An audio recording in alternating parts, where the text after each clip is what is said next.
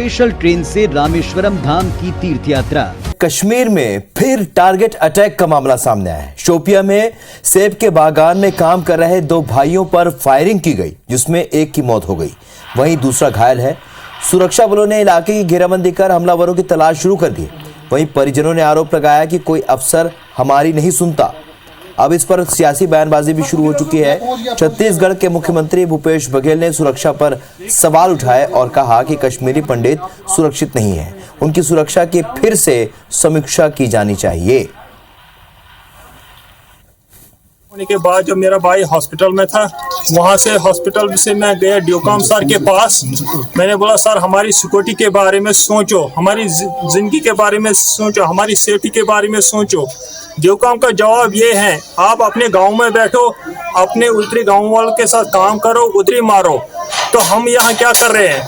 तो आज भी वही हुआ जो पहले मेरे भाई के साथ हुआ। आज तक किसी अफसर ने हमारा नहीं सुना। ये 4 महीने हुए, पीछे 5 महीने हुए, किसी ऑफिसर ने नहीं सुना हमारा।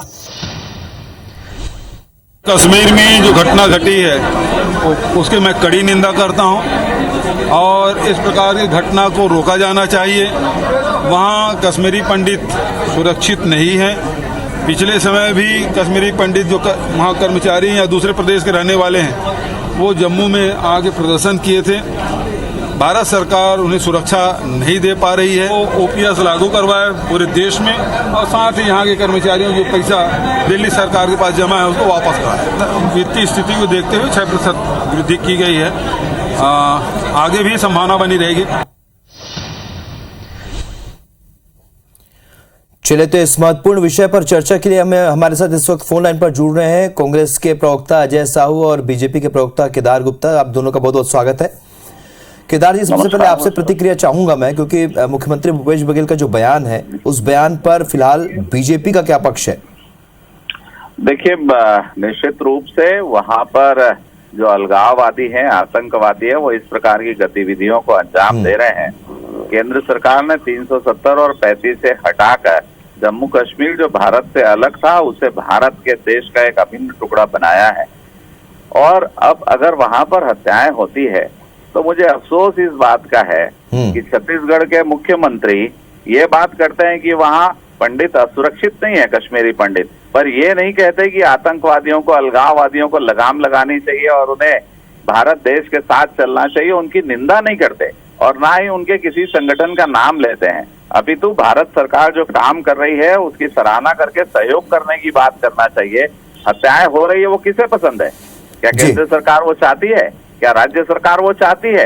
परंतु जो लोग इस ऐसी घटनाओं को अंजाम दे रहे हैं, जो राष्ट्र में अशांति फैलाने का काम कर रहे हैं, जो जम्मू कश्मीर में 370 और 35 का, चलिए अजय जी बताइए कि आखिरकार मुख्यमंत्री जो है आतंकवादियों की निंदा क्यों नहीं करते?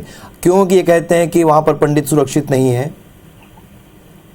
देखिए, जिस दिन से जम्मू कश्मीर में धारा 370 हटाने की बात हुई थी, माननीय गृह मंत्री अमित शाह जी ने कहा था कि वहाँ की परिस्थितियां पूरी कंट्रोल में है, सारी चीजों पे केंद्र सरकार की निगरानी है। केंद्र सरकार ने वहाँ के लॉ एंड ऑर्डर को अपने कंट्रोल में ले लिया था।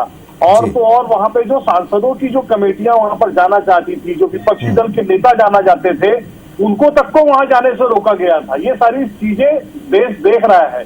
धारा 370 हटाने के बाद जो बातें कही गई थी, वो बातें कहां तक अमल में आई है, ये घटना दर्शाती है कि कहीं ना कहीं वहां पर कश्मीरी पंडित जो है वो सुरक्षित नहीं है। अब रही बात आतंकवादियों की, तो माननीय प्रधानमंत्री जी ने कहा था कि जिस दिन का नोटबंदी हुई उसके बाद आतंकवाद समाप्त हो जाएगा। क्या आतंकवाद समाप्त नहीं हुआ?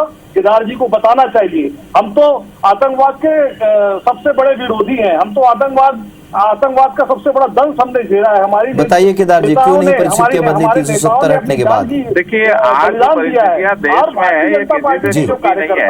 पहले तो बम्बई में 3 लोग घुसकर पूरे बम्बई को दहला देते थे। गुजरात में दंगे हुआ करते थे, उपद्रव हुआ करते थे, सामाजिक और सांप्रदायिक हिंसाएं होती थी, दंगे होते थे। उत्तर प्रदेश से लेके गुजरात तक जो सारे कुछ बंद हो गए हैं, कम नहीं हुए हैं, बंद हो गए हैं। जो आतंकवादी गतिविधियां लगातार होती थी, हवाई जहाज को हाईजैक कर लिया जाता था और आतंकवादी छोड़े जाते थे, वो सारा कुछ बंद हो गया है।